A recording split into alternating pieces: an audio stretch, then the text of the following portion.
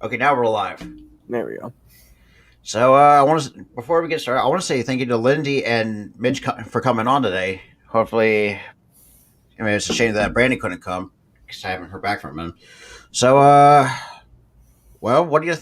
How would you grade the draft class? I guess you could just premeditate the late arrival of Branden. So Mhm. hopefully we get some more opinions in here. That's all Yeah, I do. hopefully.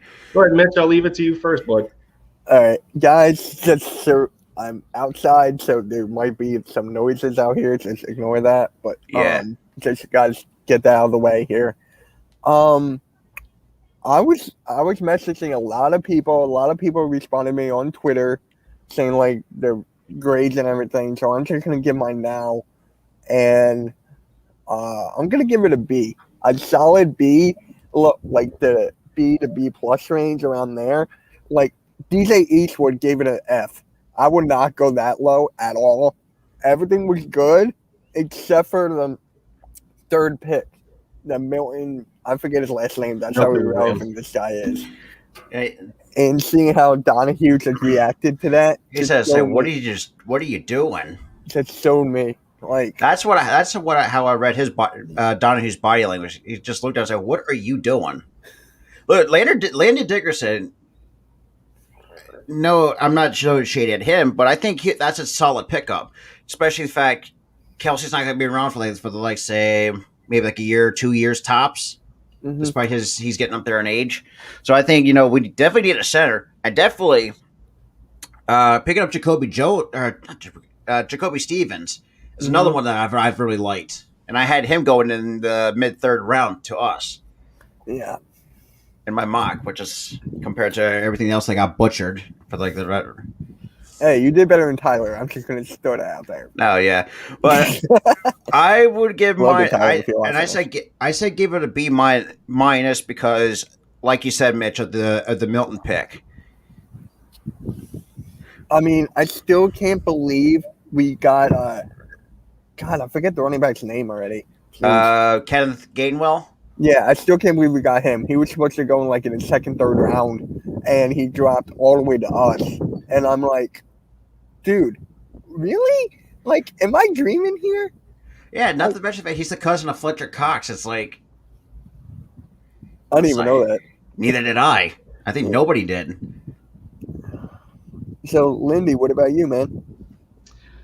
Well, if I can get in into it a little bit here, I guess we'll start at the top. There's really no dispute as to the grade of Devontae Smith. It's a clear A plus. For the wide receiver room of the Philadelphia Eagles, we finally get that number one receiver that Jalen Hurts can lean on. This is a player that, as we know, has it's been over 2 decades since a wide receiver in college has won the Heisman Trophy. There's not much more that you can say about that. And he separates himself from the rest of the class with not only having speed, but he's a savvy route runner. He's very fluid with his footwork. He knows he just knows where to be at the right time. Doesn't matter the coverage that it's on him, whether it's zone, man, or press. It doesn't matter. He still gets open no matter what. Obviously what he's going to do to enhance the wide receiver room and being able to make everybody better as far and not to mention as far as more opportunities on the field. If as you know, Devontae Smith being the number one, he's going to attract a lot of attention in the offense. So that should leave guys like Jacob Rager open. Travis Fulgham should get more opportunities. Maybe Greg Ward every now and then again. Guys like Greg Ward in the slot, John Hightower in the rotation, Quez Watkins in the rotation, and then maybe possibly the undrafted free agent in Trevon Grimes could end up taking J.J. Arcega-Whiteside's spot over. He seems to be a better fit at the X receiver. He's really good with his route running. But I guess we can get to the undrafteds later that were more so notable. Like you guys said, the second round, Landon Dickerson. This was a on and off pick for a lot of the fan base, just due to the fact that he's had 2 major knee injuries and his ankles are also not in the greatest shape as well. both ACLs were season ending, but when he was healthy and on the field, he was the best center in college football in 2020. So there's that much that you can there's go on. that much that you can take from it. Let alone the chemistry that he the chemistry that he possesses with a guy like Devontae Smith, and you can see it in the post-draft presser that I dropped on my channel. Landon talked about saying that he loves Devontae Smith to death, and this is a really fantastic opportunity that he has to play in the NFL. Aside from the fact that it's with Devontae again, just playing with him with the rolling tide. So we go on to the third round here. Milton Williams. This was the bit of a reset. This was the bit for a lot of the fan base here.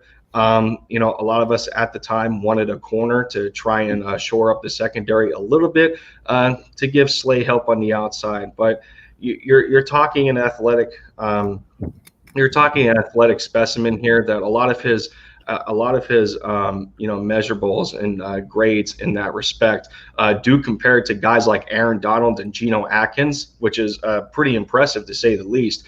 But you want to hope that translates to the football field. So that's where people were kind of lost with the pick on Howie Roseman, and how you guys just talked about Tom Donahue was not very happy with the pick. But on the flip side, if you looked at the footage of the other side of the draft room, that's where defensive coordinator Jonathan Gannon was ecstatic with this selection, because as we continue down the draft class, one thing that stuck out to me is that a lot of these players possess versatility in what they bring to the football field. A lot of the defensive linemen can play either at the tackle spot or on the edge with pass rushing. The one player that necessarily didn't was one of our later picks, the tackle from USC, Marlon Tuipulotu, I think. I just say Marlon T. I was practicing it before I dropped the video. I'm pretty sure it's Tuipulotu, but he strikes me as one of those good rotational pieces that can be alongside Fletcher Cox, and being allowed to kind of stop the run and close gaps before they open in the trenches for a running back to try and run through.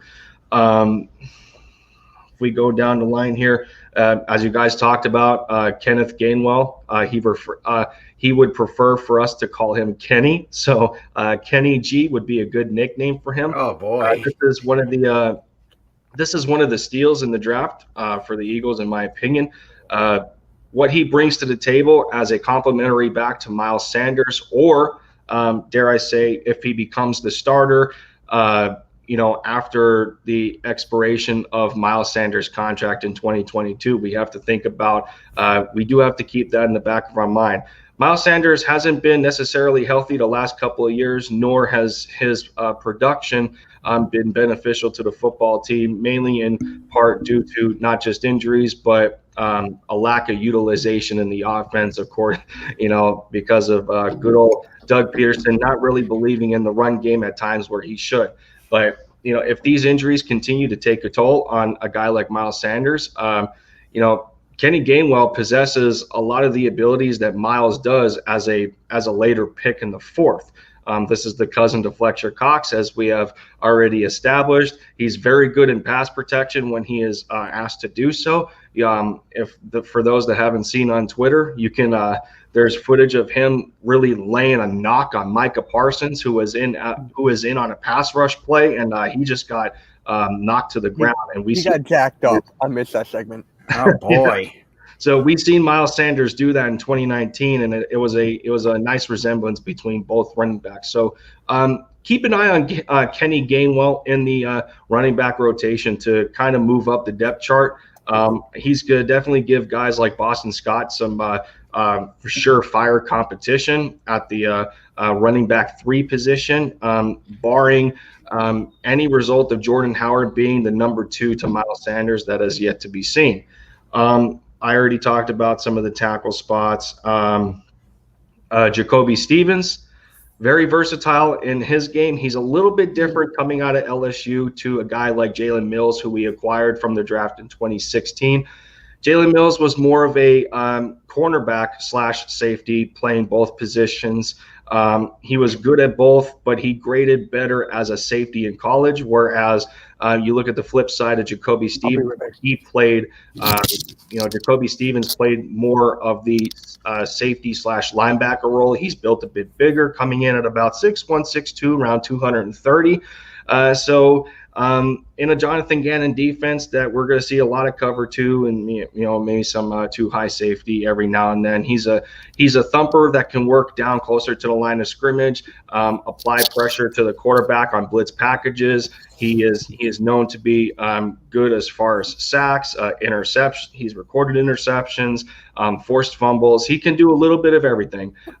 So be on the lookout for him to add some element of competition to more of the safety room than the linebacking core. Guys like Grayland Arnold are on alert with this guy coming in. Even Kayvon Wallace could be on alert if guys like that don't add an extra element to their game. And then the last pick I want to bring up, because it's very interesting as to what he brings to the table. We're talking about Patrick Johnson, the defensive end from Tulane. This is a guy who, in his career, he was pretty healthy, I would have to say, for the majority of the time, other than him battling through an injury, I believe, in 2019. But other than that, he is the all-time sack leader for Tulane, recording 24 and a half sacks. He has played at both the tackle and defensive end spot. So he follows along the versatility package, especially at the D line, where, you got guys like Jonathan Gannon, Nick Sirianni, really hoping to mix this defense up a bit that we've been so used to with the lack of substance that Jim Schwartz used to call with just constant bull rush pressure in your face type of play from the defensive line. Really, no disguises, no blitzes, and anything of that. So all in all, I would have to say I'd give this, while this draft class wasn't unpopular to a lot of the fan base because they feel that we didn't address some holes properly that we should have. Even though that this is more of a 2-year retooling process for the franchise, I would have to give this grade a B. So right there. It's a BB plus. The NFL.com gave it an A. Now, I would like could that be a reach? I feel like if you can give it an A, I feel that's kind of a reach, despite the fact that there were other picks. I think obviously Devontae Smith is an A++, an A++ pick. Yeah, I think that's why, in my opinion, based on the fact that at the time that he was, other than Jamar Chase, he was one of the better wide receivers still on the board. Because like we watched on Thursday night, haven't seen J.C. Horn and Patrick Surtain going back to back off the board kind of hurt. Don't get me started on that. And that's my thing. So it's like, I'm not trying to remind you of that, but I'm just saying. Well, you did. Yeah, I know. But other than those two, Devontae Smith was my other options. Like, can we really get him at 12?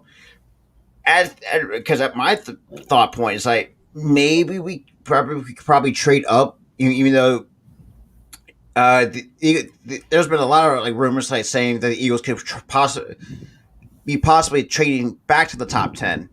And lo and behold, we traded with the Dallas fucking Cowboys of all teams to move up to the 10 spots. And Lindy's face pretty much told the story. Basically, it's like, what did we just do? Yeah, my good friend is a Giants fan, so I've been trying to get in touch with him for a couple days now, and I still haven't. But I'll get a hold of him. I'm not worried. But I just want to bring this up. I made a video about this today. I don't know if you guys saw it or anything. But Zach Ertz, what are we doing with him? Are we going to cut him? Because that's what a couple of my friends said. Are we going to trade him? It's going to be harder with the trade value keep on going down. Exactly. So, what do we do? I actually said in my video. I would think we could release him. Because what can we package him? And that's the thing. Who can we package with Earth's with himself. Because like Mitch said, I don't know how good his trade value is at this point in time, despite But that one bad year. I just wanted to say this. I forgot what I was going to say. Go on. Damn.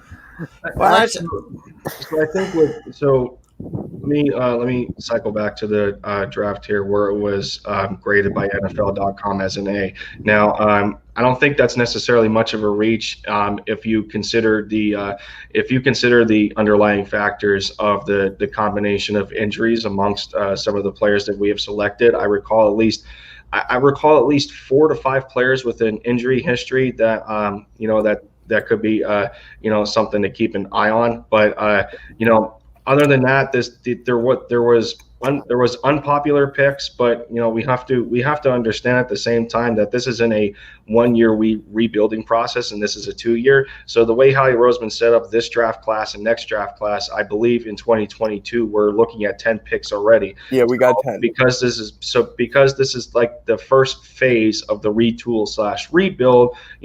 The job's not going to be done, obviously, and then you go into the 2021 season with the rookies that you have acquired. Barring the results of training camp as to who makes it and who doesn't. The depth is there, from a competitive standpoint, and then, from a standpoint of when we get into the regular season for week 1, and then, so that's my take on that. But, we talk about the Zach Ertz issue. So here's the thing. We have to remember at the same time is that there's quite a bit of question marks at the tight end spot, outside of Dallas Goedert. And I know we picked up a undrafted free agent tight end out of Nebraska, who people are making a joke about already because of the large mullet that he's got, that he should automatically be the tight end too. What's his name again? I forget. What's his name? I'm going to mind him. I cannot remember. I can't think off the top of my head because I was in such a focus of the draft class to begin with. But so I mean, you pick up this undrafted free agent. You still have guys like Hakeem Butler on the roster and Caleb Wilson, and then the project over from the Buffalo Bills and Tyree Jackson, who comes in at a pretty tall 6'6", almost 6'7". So.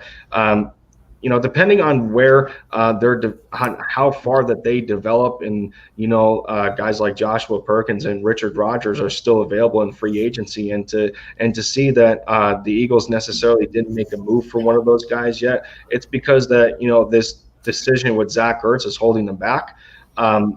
Is it possible to say that it could be beneficial to keep Zach Ertz on the roster? Yeah, it's possible.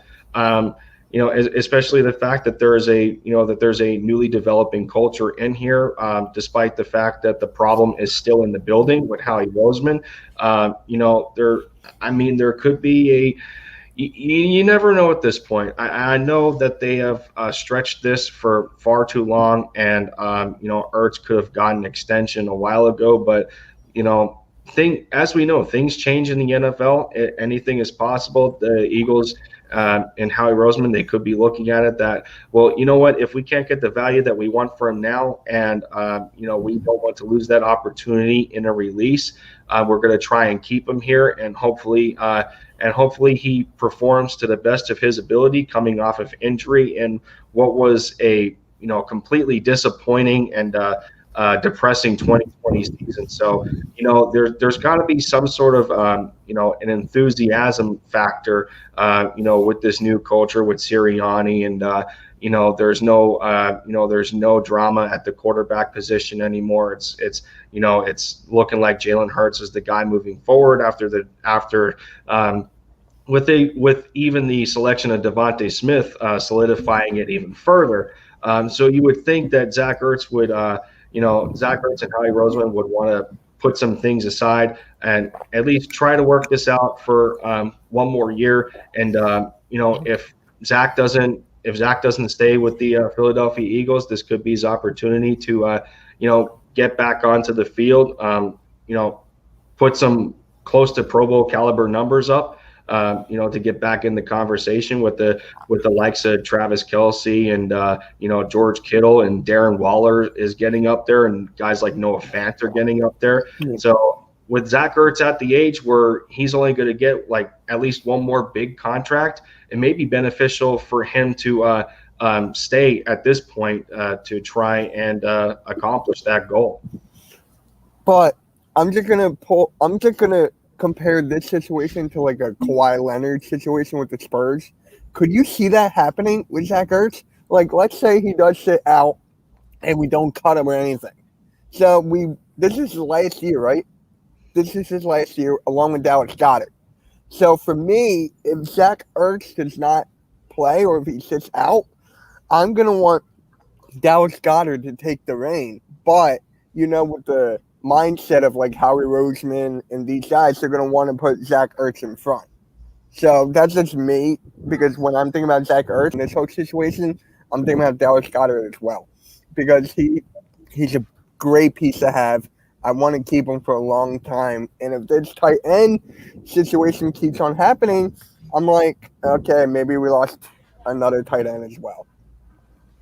Well, yeah, I mean, at this point, Dallas Goedert is the consensus solution at the number one spot for the tight end position, because not only is his skill set continuing to evolve, and his athleticism is a little bit on a higher tier than Ertz is at his age at 30 years old.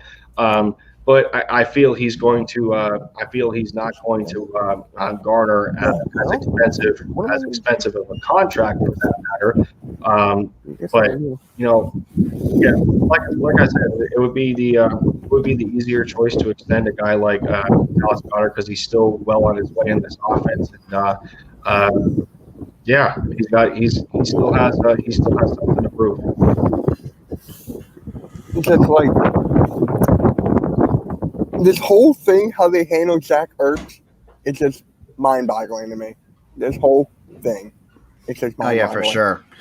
Yeah. So, and Lindy, I wanted, like, how much would you offer? Like, say if you're the GM, how much would you offer Zach Ertz for an extension wise? Like the years and let's just say, or whatever, how much we are under the cap.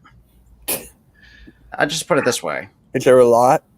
I don't see it being a lot, just due to how 2020 panned out. I mean, you have to see where he is physically, but you also have to see where he is mentally on as far as performance and expectations on what he wants to do in the football field.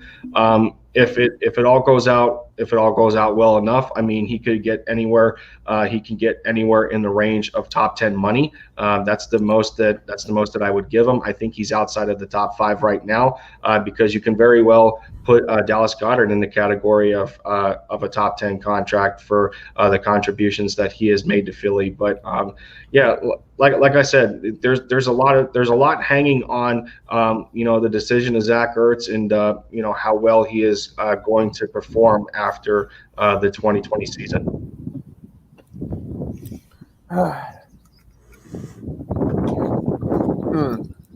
Well, Sam's enjoying the show, but yeah, I mean, I just have to ask this real quick. I'm all ears. I wonder what team would still take Zach Ertz and what offer they could give him. The only team I'm thinking right now is Carolina 1 or Green Bay. Who's their tight end? Well, here's what Green Bay. The only issue that I see with them is they don't have another wide receiver outside of Devontae. Was it Devontae Adams? No, they do. They got Devontae Adams. They got Adam Lazard. They got Marcus Valdez-Scantling. Those are they're not they're not receivers that blow you away, but they're good for what they offer to the offense. Yeah, I love Devontae Adams. I love him. Your primary playmaker is Devontae Adams in that respect. And it's just weird. And I think I would see trading Ertz to Carolina, because I feel like and Mitch said, I think we kind of discussed this a little bit lately. Carolina hasn't had a decent top tight end since Greg Olsen, so I think Carolina could be a possible landing spot for Zach Ertz, in my opinion, anyways. For me, what I would give up for Zach Ertz? I mean, what I would take. Honestly, I said this in my video. Give me a 6. Give me a 5th or 6th tops. Because Okay. for me, it's just like I'm seeing his value keep going down. And if he gets injured again, I'm seeing if I don't have any wood out here, so knock on the table. So Well, I don't want to get injured, but that's still like a high possibility, though. Well, I mean, outside of last year, Zach Ertz has been relatively healthy for his career in Philadelphia, and you have to look at the fact that it's going to be difficult to trade Zach Ertz to a team like Carolina or the Green Bay Packers because they're still in the same conference of the NFC. So I would feel that the Eagles would want to trade him to an AFC team. Like Buffalo.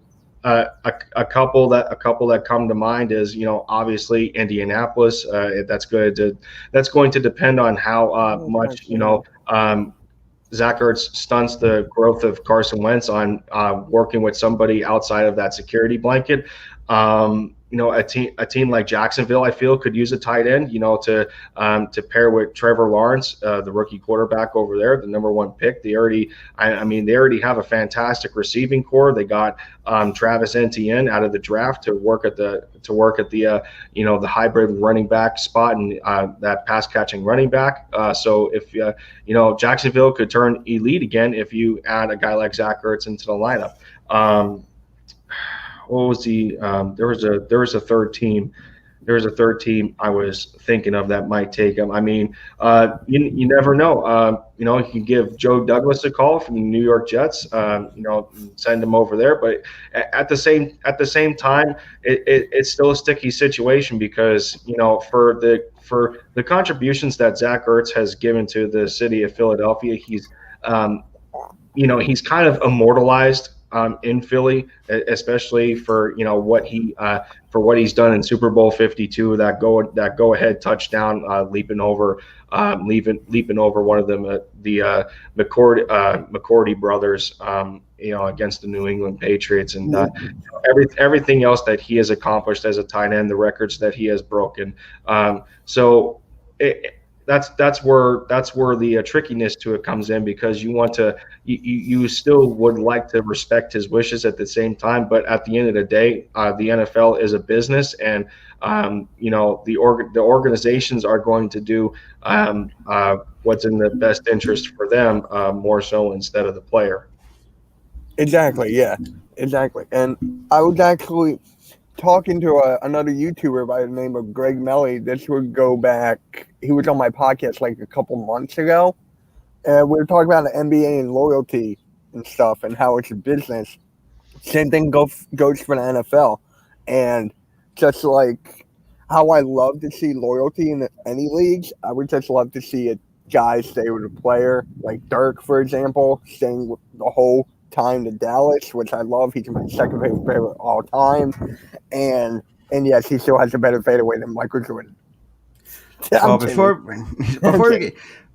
Philly just entered the chat. My guy Castro in the building. Yep. Hey. Yeah, you got to do something. That's the first time I had someone like him enter one of my streams. There you go. But yeah, keep on doing your thing, dude. It is and that's the thing too. I kind of agree with both, especially with Mitch, anyways, because like loyalty nowadays is kind of hard to see nowadays. Like, I'm trying to think of something, and that's the thing too. Like, Philly, catch on my video. Just thrown out. Yeah, just thrown out there. But yeah, but like Mitch said, loyalty nowadays, that's kind of hard to find, because like people are often getting traded like say every now and again. Like, it's hard to stay with one team in any league. Like, that's exactly what I expressed in my explanation regarding the contributions that Zach Ertz has made to the football team, and being as loyal as he has in it, and expressing the fact on how he loves the city of Philadelphia, and this is the only team that he wants to play for. Yeah, that's where these kinds of situations where it gets difficult for an organization to part ways with a player like this, because of the sacrifice they have made after you drafted them in the first place. And sometimes it works sometimes it works with the franchise and sometimes it works against the franchise, especially for what happened in, like last year, trying to bring back guys like Deshaun Jackson and Jason Peters, and then Alshon Jeffrey sitting on the injury list for as long as he has, and those are the cases where it comes back to bite you. And it's a fine line between loyalty to a player and not knowing when to let them go. Yeah, and speaking of that, you know how they were talking about giving an extension to Zach Ertz? I made a video when I came back. It was like my second video when I came back to YouTube. And I was like, you know what? You got to give Zach Ertz the extension. He's like a top 3 tight end at the time. And then after this season, what happened, it made me think like, geez, we could have got a trade value. We could have got something for him at that point, at the highest peak. And now we're like stuck with him. So it's like, is it better to get rid of the player when it's high up, or the same with Zach Ertz, like wait and then see what happens? He got injured and then all this happened. So that's all about the nature of the beast when it comes to business. I mean, for how the 2020 season panned out, it just made it a little more difficult because of the lack of health and the lack of contribution that Zach Ertz has made to the football team. Outside of the distraction that the quarterback offered and the dysfunction with adding additional imaginary assistance to the coaching staff from an offensive standpoint, and keeping people that shouldn't have been there. It was when you get into situations like that, it doesn't obviously it doesn't set you up for success, nor did Zach set himself up for success, as a matter of fact, because of him diminishing his value.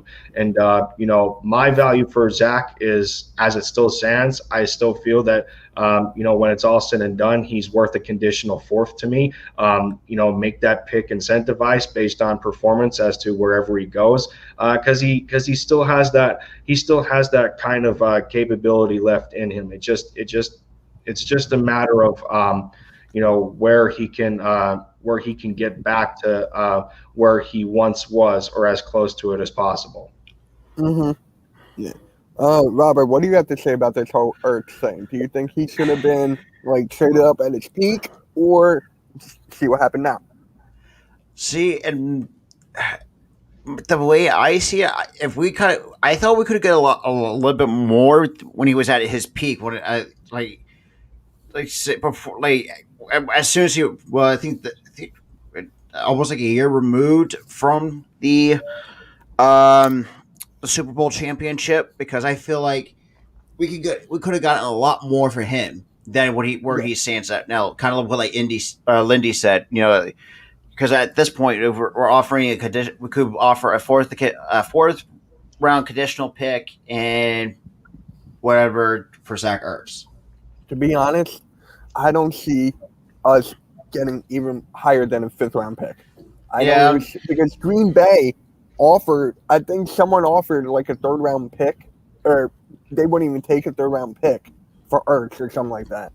And the fact that during the trade deadline, Green Bay wanted him. Green Bay wanted Zach Ertz, and he was on the IR. We couldn't do anything. Yeah, so, I mean, you can't really do anything without a player on the IR because it's hard. It's going to be hard to trade them, and not to mention the fact now that Green Bay is kind of in a situation of their own with the Aaron Rodgers issue. And it's just like it's really. I love Aaron Rodgers, but I just feel like this is kind of what he. I don't know, Lady. What do you think of this entire Aaron Rodgers situation up in Green Bay? It's a how could I put it? It's a power struggle. One individual. My dog. One individual through the whole thing feels that he's got all the power, and then the organization's like either trying to express that we're in control of you, and then they try to take it back, and there's validity to both sides of the equation here. through history, it seems that Green Bay has only drafted a majority of defensive players in the first round, not so much anybody that can, help Aaron Rodgers immediately, to keep him happy with this football team, especially for, you take last year, for example, where he was almost unanimous MVP for that performance of 2020. He gets Green Bay to their first ever home playoff for the NFC Championship game, and unfortunately, he's now 1-4 in NFC Championships, and he hasn't gotten the job done. So you got elements working with both parties, and you got elements working against both parties. So I got to feel like this is kind of like the Carson Wentz situation, but not with the power struggle. Because like in the way that I see it, when the Green Bay drafted Jordan Love, it's like it kind of reminds me when Rodgers was drafted when Brett Favre was still around. It's that almost like that quarterback dynamic. I don't know how that's the right term to use. Yeah, I can somewhat agree with the similarity there, but you can only apply it to a fault because Carson has nowhere near the franchise pedigree that Aaron Rodgers has acquired over almost the span of a decade. But at the same time, it's not necessarily fair. I mean, you're talking a quarterback who is 10 years older at this point, and Aaron Rodgers to Carson Wentz, and we don't know, where Carson's legacy is going to take him in Indianapolis. But no, at the same time, I do see your point. Wait, what about Carson Wentz? I'm sorry, I left. I asked Lindy because I'm trying to make the comparison of how when the Green Bay Packers drafted Jordan Love, and was it last year's draft? This is when it's the same way how we drafted Jalen Hurts in the second round, and me and Lindy kind of put it, we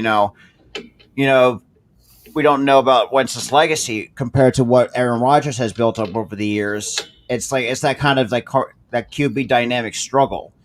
Like it's a struggle, but you can't compare at all. Exactly, you can't, and that's what Lindy and I agree with, and that's pretty much what Lindy said.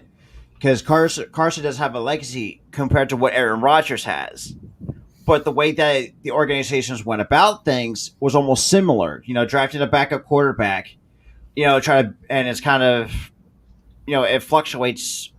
What's the word I'm looking for? Kind of the chemistry, if that's, I don't know. I get you. It's just the idea behind similar atmosphere to both organizations, to where they got a quarterback that doesn't feel that that the franchise is committed to them, that they got their back. So you look at the situation with Aaron Rodgers, where the Green Bay Packers actually traded up in the first round to draft Jordan Love, whereas you go into next year and the theme for the Eagles was all about injecting youth into the offense and getting some playmakers to grow and evolve with Carson Wentz, who just got a contract extension for $133, $134 million. So, even after the fact of getting that much money, and you feel that the organization is committed to you, then they go ahead in the 2020 draft and they take a quarterback in the second round who at some points was even mocked to as late as the fourth. And, I personally don't agree with that, because I feel that Jalen Hurts is a first round talent. Like we've discussed before, you're talking about a Heisman runner up with the likes of a guy like Chase Young in that class. So, with that aside, there's elements that you can tie together with both scenarios, but ultimately, for what Aaron Rodgers has went through, it's worse than what Carson Wentz has endured. Aaron Rodgers, if he retires, if he calls it quit right now, he's fine. He'll get a job no matter where he goes. If Paul Pierce can get a job, Aaron Rodgers will be fine. Actually, that just kind of makes sense. He could make a good Jeopardy host, in my opinion, anyways. Oh my God! I'm just saying. I knew you were going to say that. I don't know why I brought that up, but Dude, it's your podcast. What do you got? I'm just in here. Well, I just wanted to, what did you think of the draft overall from rounds 1 through 7? Just for the Eagles or everybody? Actually, let's go everybody in your. Like who had the best draft? Yeah, let's go with that. Okay. I got to do more research on that. Lindy, you got that? Well, I feel I feel that you could put teams like Carolina, Detroit, and Jacksonville in that category. And when you speak Jacksonville outside of Trevor Lawrence, what they did to boost spots in the offensive line. You help the receiver position by getting a running back that can do a little bit of everything. And you go to the defensive side of the ball. They drafted a couple of safeties. Detroit really went all out with the picks that they have acquired. And then it's going to have to be an exciting time for both Detroit and Carolina since they got some NFL quote unquote veteran quarterbacks to work with. I mean, they're hoping that these guys can be the long-term answer. And you talk about Jared Goff for Detroit, and then you talk about Panthers. Did you say Cleveland by any chance? Did you say Cleveland? No, I did not say the Cleveland Browns, but you can put them in that category. Yeah, I am. With those two first picks, man. It seems that a lot of teams had a pretty balanced draft, and some may have took an overabundance on one side of the football.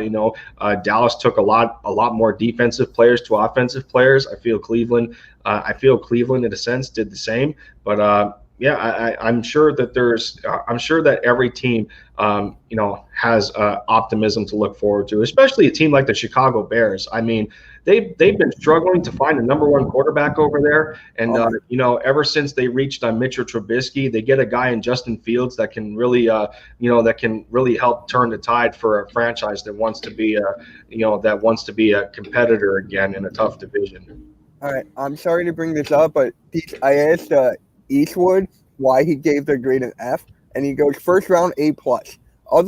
Other needs were CB and LB, and this dude takes a DT, RB, and DE. I'm like, we kind of needed those too a little bit, didn't we? It's a rebuild, so you got to go young. And Mitch, the way I see it, because outside of Miles Sanders or Boston Scott, because I don't feel like Jordan Howard could, produce he once did when he first came to Philadelphia. And I think having the Max or Gainwell as kind of like a hybrid running back that I think he could bring a lot more to the table along with Boston Scott and Miles Sanders. But another thing. Oh yeah, that's the thing too. And most people wouldn't like it because we had two running backs. You also got to think too. We need another running back in the rotation. And I don't think Jordan. See, in my opinion, I don't think Jordan Howard can produce. I get what you're saying. I get what you're saying. But it's just like he was just focused on the needs. I was talking about this with my dad last night. He was like, there's sometimes like with the third pick. I'm keep on forgetting his freaking name. Was it Marlon Tupolitu? No, the other guy. The third rounder was Milton Williams. Milton Williams. Keep on forgetting his name. So my dad was like, Mitch, we got to rebuild, get the guys young. But it also comes to the circumstance that you have to pick the right player, and Melvin Williams was not that pick in my opinion. So I still feel like that we had a good overall draft. That's why I gave it a B. And Eastwood is just figuring out the needs, like a cornerback and a linebacker. I think Well, we did get Zach McPherson from Texas Tech, and he's kind of been in the was it the third or fourth round, if I'm not mistaken. He was a fourth round pick, yes. Fourth round. And that's the thing too. And we hadn't had a decent safety in a long time, so I think that was, even though that's not one of our needs, but I think that was another position that needed to be addressed within the organization. since we got rid of Jalen Mills. Yeah, I mean, one easy thing to overlook here is the fact that when you're watching the draft and you see the selection being made and you see the description come up as whatever their primary position is, and it's easy to overlook, and we have to consider the fact that for this draft class, it's been commonplace that a lot of these players offer versatility, and some of the D tackles can play the edge. You see, and I can attest to what Jonathan Gannon wants to do. He wants to throw guys around, and not keep them at one said position. He wants to give the opposing offense some different looks, and whether it's disguises or stunts, and it's not always going to be, like I said, it's not always going to be about rushing the passer. They were looking for guys that loved football, that have a good athletic profile. That was easy to see, but like I said, there was a lot of D tackles or D ends that were taken for us that that can play the opposite position. There was look at a guy like Patrick Johnson, and in the 7th round, this is a guy that played primarily at defensive end, but you see him as a 3-4 outside linebacker because he's got the size to do it. And we remember we just moved a guy like Jannard Avery from the defensive end position to linebacker. So when we talk about the linebacker spot, what their goal with this draft was to obviously fill every hole they possibly can. And while you're not going to fill that hole from an obvious standpoint based on who the player is, if they show that versatility, then it's better than not addressing that position at all. Like, obviously, wide receiver was one of our biggest ones, so I think having Devontae Smith kind of helps out. Not to mention the fact he's also familiar with Jalen Hurts himself, which I think can help really kind of boost his confidence a little bit. Give him another weapon. You could put Rager and Greg Ward in the slot, and you have like Watkins and Hightower in the rotation. What about I forget the other wide receiver saying. I called him a diamond in the rough. Who, Travis Fulgham? Yeah, Fulgham. Thank you. Okay. Yeah, I forgot about his name. I think he could be your X receiver. There's going to be a competition. There's going to be a competition at X, no doubt about it. Especially when we, when it was just discussed earlier how we brought in a guy from Florida called Trevon Grimes, that receiver that went undrafted, and it's crazy. It's crazy to imagine a player going undrafted, even though he contributed in an offense that contained guys like Kadarius Toney and Kyle Pitts. Trevon Grimes was still there in the discussion, and he still ends up going undrafted. You're talking about a bigger X receiver that comes in about 6'3", 6'4". His route running is obviously it's not going to be the greatest since he went undrafted, and there wasn't a lot of scouts putting him in higher consideration. But for what he is and what he brings to the Eagles offense, you would have to imagine that it ramps up the competition to guys like Travis Fulgham and J.J. Arcega-Whiteside, who necessarily hasn't been able to take advantage of the opportunities on the field that you would hope to, especially when you spent a 2nd round pick on him in the first place. How far do you see this Eagles team going?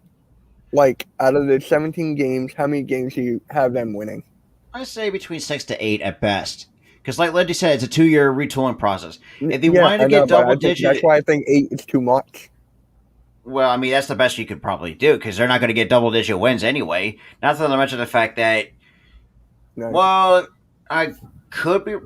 It's just this is my kind of speculation. If they want to get in double digit wins, good for them. Despite the fact all the shit they had to go through and all that, the rebuild and all that stuff. But at best, it's between 6 to 7. I mean, realistically, from my standpoint, I can't wait for the schedule to come out. I think the easiest over under here to take, in my opinion, would be 7.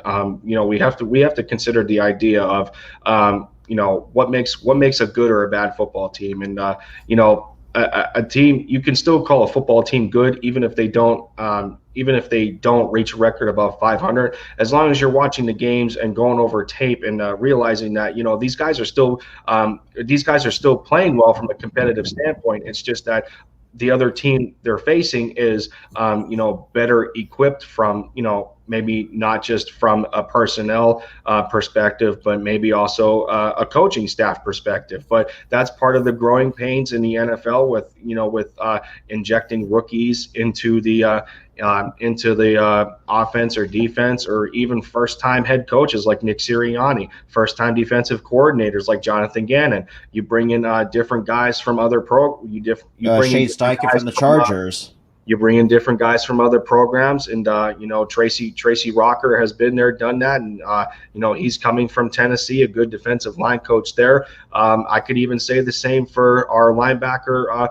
I think our assistant linebacker coach, and Nick Rallis. I mean, he's either as old or younger than some NFL linebackers to this day. He's only 27.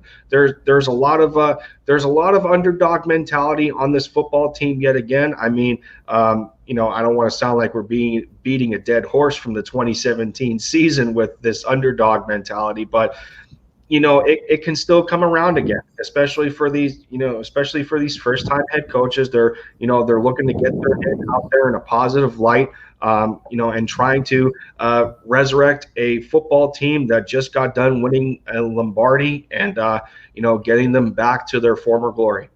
That's why I had them winning 6. That's just it.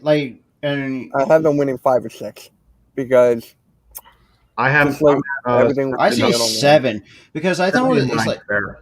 Huh? Yeah. Or 7 and 10, excuse me. 17. Yeah, 7 and 10 because I think there's I remember a couple of they only finished. I think was it last year they were 7 and 9 if I'm not. No, that's the year before. 4-11 and 1. You're talking about 2016 when Carson was in his rookie year. They finished 7 and 9. Oh, I thought it was the year before. I don't know. No, the what was that? The 2019 they were 9 and 7. Okay. But I'm thinking too, as feels is going to be like 2016 again, but without the drama that's been going on for the last year and a half. But I think that's where we're going to be headed. I think now we have, like you said, Jalen Hurts is going to be the guy, and not the fact that he has Devontae Smith in his in that competition for what the top wideout. But. And that's the thing, too. And I've covered this in my thoughts video that I've done on Devontae Smith. A lot of people are saying that his size is going to be a problem for him. Yeah, now, he's 166 pounds, but I'm thinking to myself, he can bulk up to say, I don't know, between 170, I think 180. How much is he? 165? He's 166. A 6 foot, 166 wide receiver. I just got to say this. I think he'll go to 169. I'm just saying. I think he'll go to 169. See, I think he could. I think he could be. I said that for the joke. Oh, I get it. But I'm just saying, and that's the thing. And that's the thing that I kind of disagree with, because I remember when Deshaun Jackson, and I remember this to this day, that when Djax entered the league, he was small, but he actually know how to produce for a guy of his size. And I think that's what I think Devontae, and I think I'm hoping Devontae Smith can prove that. What are your thoughts, Lindy, on his size and the criticism of his size? I think it's overblown, honestly, and we bring up the conversation with Deshaun Jackson. If I'm not mistaken, I'm pretty sure Deshaun Jackson was the 40th pick in his draft class in the second round. You're talking about a player that shares a similar frame, and I can say the same for another receiver that kind of matches that mold in Jeremy Maclin when he was. I forgot about. Oh shit, Jeremy Maclin's another guy I forgot. You got to think about that. You got to think about it in that respect, and it's overblown. I mean, a lot of times in the league, size necessarily doesn't matter. if you can beat your defender with your feet, that what outside of footwork, what Devontae Smith prides himself on is, outside of the element of speed, which he has. We're not talking Tyreek Hill fast here, but he's still quick. But what he prides himself on is the ability to run the crispiest routes that you have, we have seen in college football, and especially coming to an offense that has been a little bit underwhelming at the wide receiver position, and what he's going to do to open up opportunities for guys like Jalen Reagor and Jalen Reagor and company, and not even from that standpoint at the same time, for what he learned in college at Alabama and how he took his skill set and evolved it from a collegiate to an upcoming NFL level. Some of the things that Devontae has learned from that perspective can rub off on some of these receivers. So, let's not overblow, this size issue here, and Nick Sirianni has said it before with, rotating different receivers around in his lineup. I mean, when he talked about the X position, he had guys playing X at a bunch of different sizes. I mean, I can look at a guy like T.Y. Hilton, who's in the same category as far as size goes. He may be a little bit bulkier, and we can fact check that, but I'm pretty sure, T.Y. Hilton is pretty comparable in size to a guy like Devontae Smith, and I'd say he worked pretty damn well for Nick Sirianni. So I mean, let's not overblow this. And that's what I said, and I said to Mitch too. I could just totally disagree with the size, and I even apply this to baseball. Like in baseball, size doesn't matter either, because you take someone like Jose Altuve, who's about 5'6", 5'7", and you also take Aaron Judge, who's about 6'7", 6'8".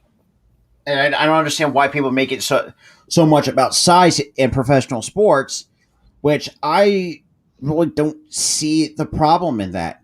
The only sport that size does matter is boxing. Yeah, boxing that's a whole different, because there's a weight limit you have to meet the cut. So it's not even in WWE. You have Rey Mysterio fighting the Big Show. I mean, well, yeah, but yeah, I mean, like Lindy said, what Devontae Smith has learned, I feel like he can actually be successful here with the Philadelphia Eagles. He may burn a few. Let's just say he could burn a few corners every now and again. But it's just like, I'm just excited, and I know Lindy said I look tense in my video, but I was just, because I'm still replaying the thing in the back of my mind, because it's like I was just so shocked of what just happened. I was like, oh, we traded back to the 12th pick, but nope, we traded to Dallas to get the 10 spot. Pissed off the Giants, which, to be honest, that's still kind of funny. With Giants superfan Cope Pizzle. I don't know if you haven't watched that clip yet. Yeah, but it's like, and look, we're not trying to make the Giants look bad. I mean, they got a decent receiver in Kadarius Toney, but I think to Lindy's his logic is like, I think if he can rub off what he learned at Alabama, I feel like this is going to be a successful wide receiver core in a very long time, if my memory serves me right. I mean, and you can look at it from a coaching standpoint. Sometimes you can teach an old dog new tricks, and you have to imagine that a guy like Aaron Moorhead is just as excited as some of the other guys on his coaching staff as to continue to diagnose Devontae Smith's game and how you can utilize him in this offense, and I think the only reason we want to trash on the New York Giants is because, in my opinion, they didn't need another receiver. I mean, they just paid a guy like Kenny Golladay, to which, to each their own. But Kenny Golladay has been suffering from injuries consistently. You got him in that wide receiver lineup. You got You got a guy like Darius Slayton that's pretty good, Sterling Shepard, and in the tight end room you got Kyle Rudolph to pair with Evan Ingram. So I think from an offensive standpoint at receiver, and of course, it's a fucking beast right next to me.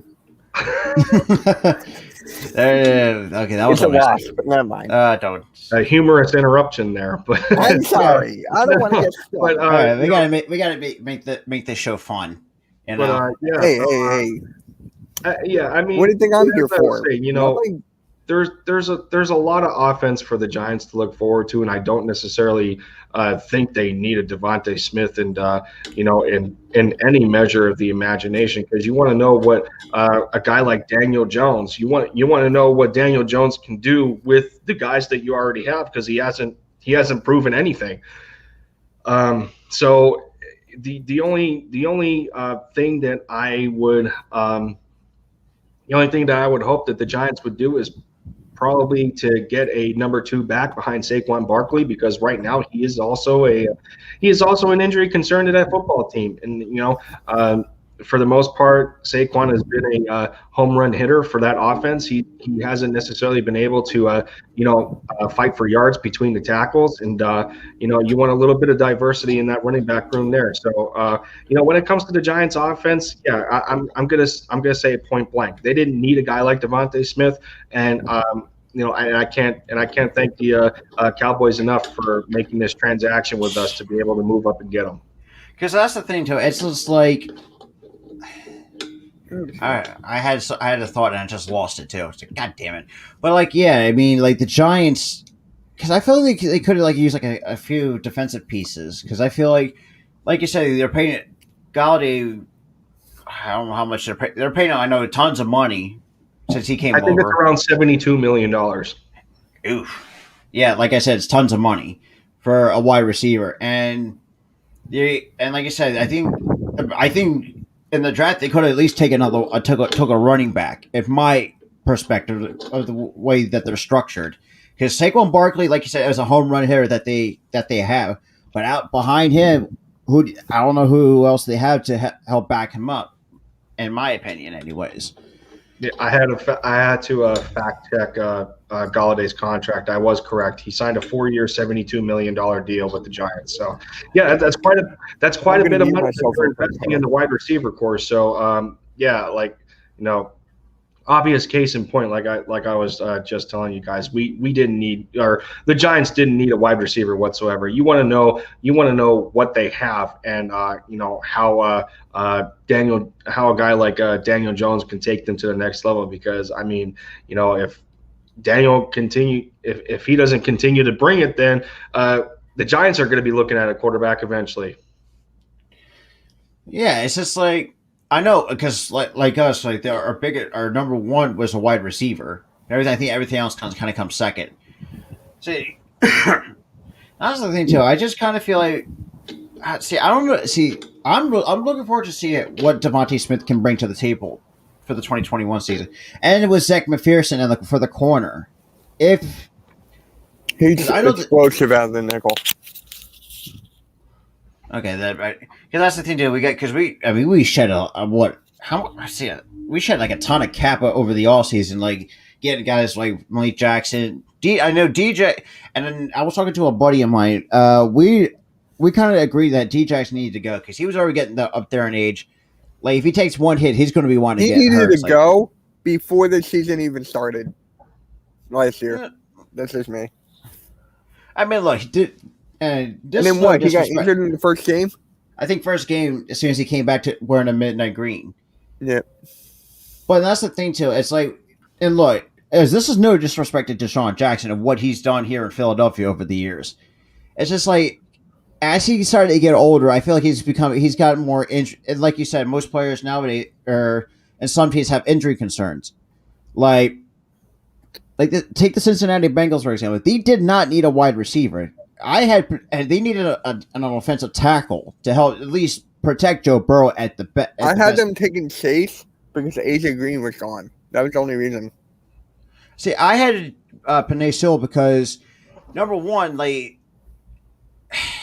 needed to bulk up that offensive line because that was horrendous.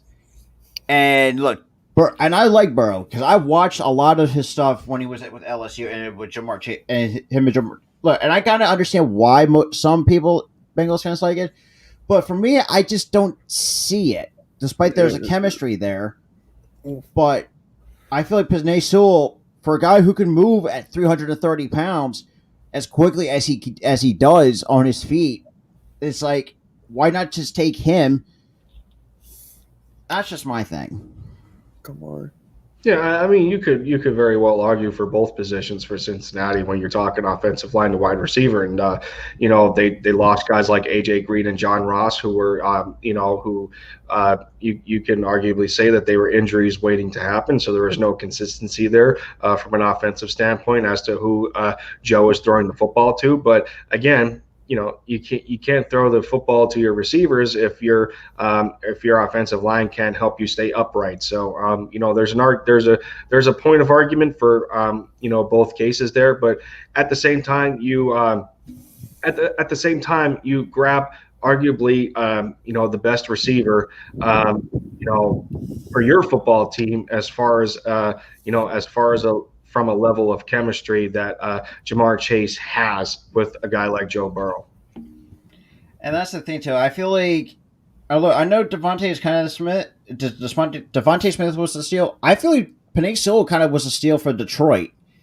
Because I feel like they could, I don't know if they ever needed a tackle, but I kind of just feel like they just probably would need an extra tackle. And that's the way I see it with Detroit. Well, yeah, they want to, they want to protect their investment in Jared Goff, who they acquired from the Rams in the exchange with Matthew Stafford, and he brings a price tag. He brings a price tag along from the Rams, not to the caliber of Carson Wentz for the Colts, but at the same time, I mean, both teams respectively have to eat a portion of the contract. So you want to protect the investment that you made. So did it go under the radar for Detroit? Probably not, but and this is the same principle for Cincinnati. Passing on an offensive line, you want to be able to allow the quarterback to throw to the receivers and for the offensive line to give him the proper protection that he needs to execute the plays. That's the thing too, and I've watched a lot of tape on Penei Sewell. It's scary to think for a guy who's 6'6", 330 pounds to move like that, and he's coming right at you. It's like how can you protect against that? And it kind of it's like I don't know this might it's just like how people are trying to double team Fletcher Cox, and he's pushing through double teams like it's nothing. That's the way that I see how Penei Sewell is going to be with the Detroit Lions. Oh yeah. Well, yes and no. I know that was kind of a bit of a stretch comparison between the two.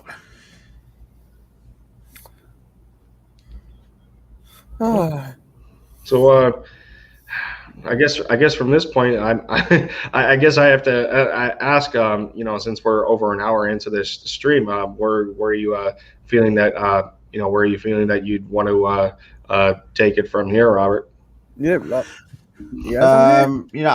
I mean, do you have any final thoughts before we end the show for today? Well, I mean, I got. Looks like Mitch is thinking pretty hard there. I don't know. I'm watching the Bucks and Nets game because if the Bucks win and then the Sixers win and I win first. Well, actually, yeah. So, but my final thought is, I think this is going to be an interesting year to watch, but I think it may not be the greatest, a decent. It's going to be an okay year for our Birds. Not that I mention the fact that we got I think one of the top two wide receivers in the draft class by far, but I feel like this is, like you say, the next year's draft class. I think we can hopefully address more of, like, say, the safety, the cornerback, the line. Well, actually, I don't think we need to address the linebacker since we already have Singleton, Wilson, and maybe Patrick Johnson if you're lucky. Yeah, That's don't the way forget I- Jannard Avery as well. Wait, who? What was that? Jannard Avery, he was converted from a defensive end to a linebacker. Oh shit! I forgot. Oh, really? I never paid attention to that. Yeah, how quick we forget. Let's just like in the secondary, how quick some of us forgot about Cravon LeBlanc. Yeah, and that's the thing too. Like, him and Avonte Max are kind of the ones that are kind of getting trashed on. So I don't know, and that's the thing too. That's the whole. I hope we can address the issue with Cravon LeBlanc is that he just can't stay on the field. When he's on the field, he's pretty mediocre. I feel that the issues the issues in performance are kind of similar to what Avonte Maddox struggles with, but just like last year, it comes down to just a situation with too many injuries. I just thought of something. What is your guys' favorite Eagles memory besides the Super Bowl? Okay, here's a good one. The 2007 matchup with the New Orleans Saints, where Reggie Bush got the wind knocked out of him by Sheldon Brown? That was his name? Holy Christ! Yeah. I've never seen a hit like that. It's like it just made my body just like crumple. I was like, ow. That's the one I can remember. Anyways, Lindy, what about you? I'll go last. One of my favorite was back in 2012, where Nick Foles had a chance to set the all-time record for most touchdown passes in a game. He ended up tying Peyton Manning with 7 against the Oakland Raiders instead of. And I wish they would have kept him in the game to break the record and throw an 8th one, because the Raiders that year were pretty terrible. But unfortunately, that didn't happen. For me, I was actually at the stadium. I was at Link. We were against the Green Bay Packers, and Freddie Mitchell called 4th and 26. I will never forget that moment, dude. I will never forget that. McNabb, I think I tweeted this out, and Castro was like, McNabb should go in the Hall of Fame based off that alone.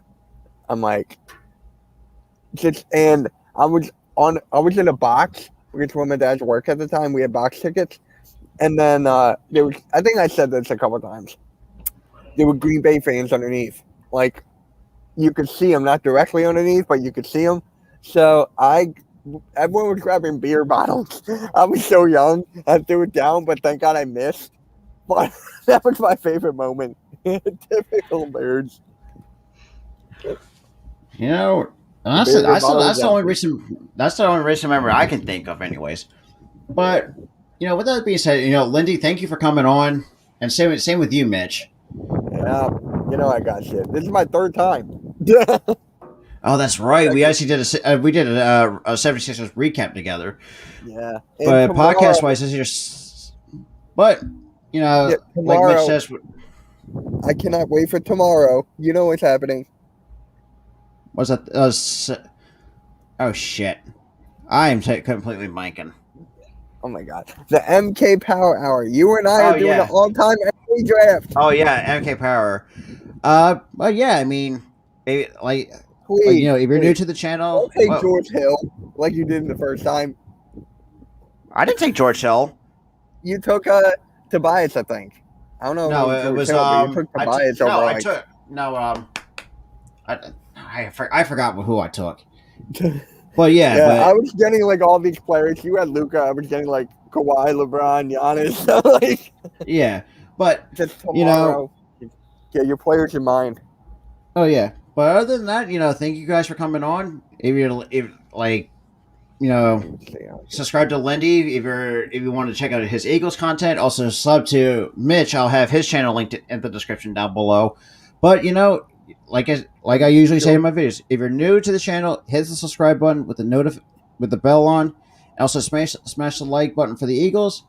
And Lindy, Mitch, thank you for coming on. I'll see you guys probably soon. We could do this again a lot more. Yeah, always down. Hopefully there appreciate it, won't be a Robert. wasp right next to me, but Yeah. Peace out, guys. see ya, dude.